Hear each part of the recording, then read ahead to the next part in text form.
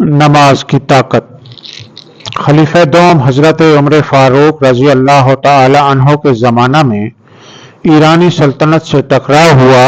اس جنگ میں ایران کا سپہ سالار رستم تھا۔ علامہ ابن خلدون نے رستم کے بارے میں لکھا ہے، رستم کا حال یہ تھا کہ جب وہ مسلمانوں کو دیکھتا کہ وہ نماز کے لیے اکٹھا ہو رہے ہیں تو وہ کہتا کہ عمر کتوں کو آداب سکھا رہا ہے۔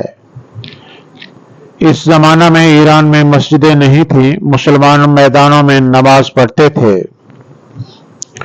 لوگ میدان میں جمع ہوتے، قاعدہ کے مطابق ایک آدمی بطور امام آگے کھڑا ہوتا، باقی لوگ صف باندھ کر پیچھے کھڑے ہو جاتے۔ رستم نے دیکھا کہ تمام لوگ منظم ہو کر ایک امام کی پیروی میں کھڑے ہوتے ہیں،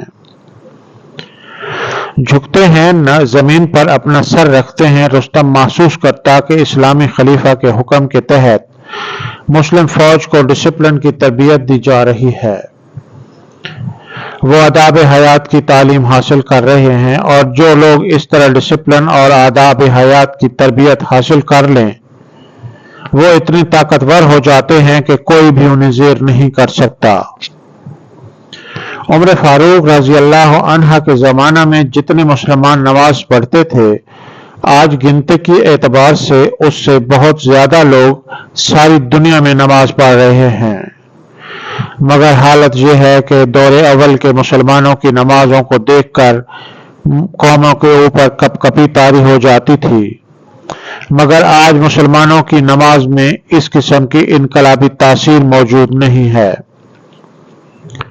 اس فرق کا سبب یہ ہے کہ دور اول کے مسلمانوں کی نماز فی الواقع آداب حیات سیکھنے کے ہم معنی تھی، مگر آج کے مسلمانوں کی نماز بے روح رسم کے ہم معنی ہے۔ بظاہر آج بھی لوگ ایک امام کے پیچھے صف باندھ کر کھڑے ہو جاتے ہیں، آج بھی وہ ایک امام کی پیروی میں اٹھتے اور بیٹھتے ہیں، لیکن وہ اگر زندہ فعل تھا تو یہ بے روح رسم ہے، اور بے روح ہم کبھی زندہ عمل کے برابر نہیں ہو سکتی۔